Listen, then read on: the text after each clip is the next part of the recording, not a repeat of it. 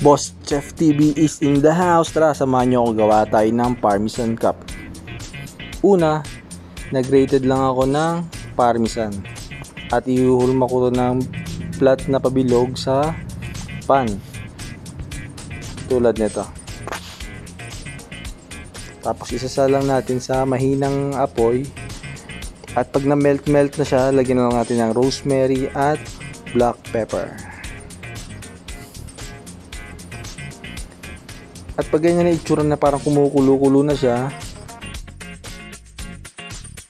unti-unti natin siyang iangat at para mabaliktad.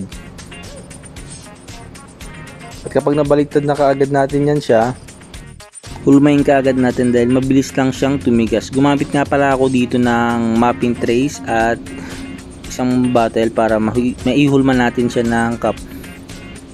Yan, within 10 seconds matigas na kaagad din siya. Kaya yan, ganyan magiging itsura niya na tinatawag natin Parmesan cups. At pwede natin gawan ng kahit anong salad na mayroong honey lemon dressing like this.